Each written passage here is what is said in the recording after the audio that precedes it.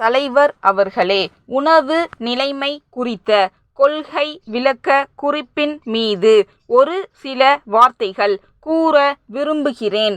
பொதுவாக கடந்த சில ஆண்டுகளாக தமிழகத்தில் மழை அதிகமாக பெய்வதால் வெள்ளமோ மழை இன்மையால் வறட்சியோ ஏற்படுகிறது. அதன் விளைவுகளை பொதுமக்கள் கோடை மாதங்களில் தான் சந்திக்கிறார்கள். அத்தியாவசிய பண்டங்களின் விலைகள் ஏறக்கூடிய சூழ்நிலை இந்த மாதங்களில் தான் உருவாகிறது. இதை கருத்தில் கொண்டு வருகிற கோடை மாதங்களில் பொதுமக்களுக்கு எந்தவிதமான நெருக்கடியும் ஏற்படாத வகையில் முன்னெச்சரிக்கையாக நம்முடைய உணவு துறை தகுந்த நடவடிக்கைகளை எடுக்க வேண்டுமென்று இந்த சமயத்தில் கேட்டுக்கொள்கிறேன். தற்சமயம் தஞ்சை மாவட்டத்திலும் திருச்சி மாவட்டத்தில் சில இடங்களிலும் விவசாயிகளிடமிருந்து கட்டாய கொள்முதல் செய்யப்படுகிறது. பொது விநியோக முறையின் கீழ் ஏழை எளிய மக்களுக்கு அரிசி கிடைக்கவும் சத்துணவு திட்டத்தை நடைமுறைப்படுத்தவும் போதுமான அரிசி கையிருப்பில் இருக்க வேண்டியது மிகவும் அவசியம். ஆகவே அரசு தற்போது மேற்கொண்டுள்ள கட்டாய நெல் கொள்முதல் திட்டத்தை நான் வரவேற்கிறேன்.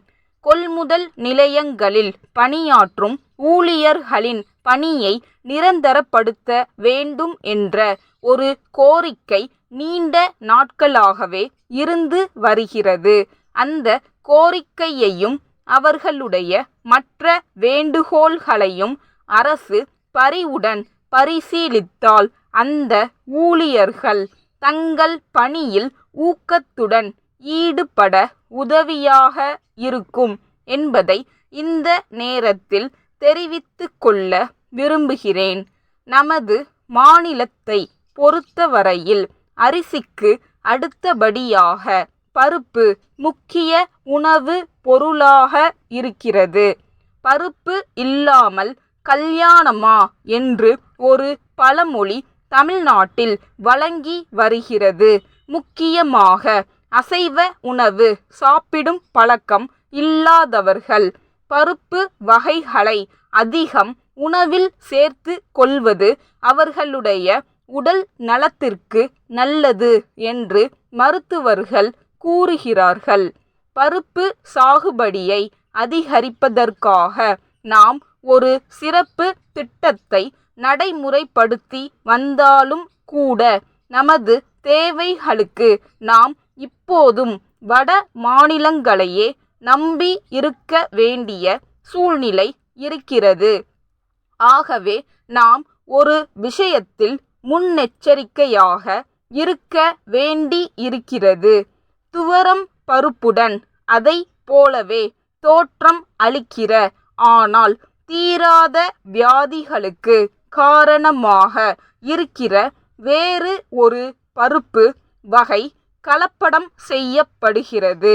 அவ்வாறு கலப்படம் செய்யப்படுவது வட மாநிலங்களில் சில இடங்களில் கண்டுபிடிக்கப்பட்டிருப்பதாக பத்திரிகைகளில் செய்தி வந்திருக்கிறது.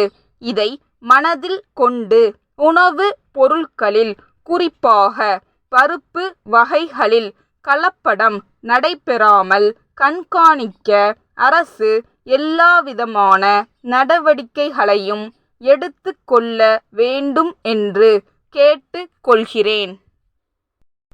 அடுத்து, உணவகங்களில் வழங்கப்படும் உணவு பொருட்களின் விலை நாளுக்கு நாள் உயர்ந்து கொண்டே போகிறது. விலை குறைக்கப்பட்டால் தரமும் அளவும் குறைந்து விடுகிறது. இதற்கு நடவடிக்கை எடுக்க வேண்டுமென்று கேட்டுக்கொள்கிறேன். சென்னை அண்ணா நகரில் உள்ள தேவி அழகு நிலையத்தின் மேலாளர் மதுரை அருள் நகர் மாதர் சங்க செயலருக்கு எழுதிய கடிதம். அன்புடையீர், தங்கள் கடிதம் கிடைக்க பெற்றோம். மதுரையில் எங்கள் நிலையத்தின் கிளை திறக்கப்பட இருப்பது குறித்த விளம்பரத்தை பார்த்துவிட்டு ஆர்வத்துடன் தாங்கள் கடிதம் எழுதியமைக்கு நன்றி. தங்கள் கடிதத்தில் கேட்டுள்ள விவரங்களை அளிப்பதில் மகிழ்ச்சி அடைகிறோம். பெண்களின் உடல் அமைப்பை புலவர்கள் கொடிக்கு ஒப்பிடுகிறார்கள். அத்தகைய கொடி போன்ற உடல் அமைப்பு சிலருக்கு பிறவியிலேயே அமைந்து விடுகிறது. ஆனால் பலருக்கு அவ்வாறு அமைவது இல்லை. அவர்களும் சில பயிற்சிகளின் மூலம் பொலிவான தோற்றத்தை பெற முடியும். ஆனால் இன்றைய பரபரப்பான உலகில் பெண்களுக்கு அத்தகைய பயிற்சிகளை செய்ய நேரம் கிடைப்பதில்லை.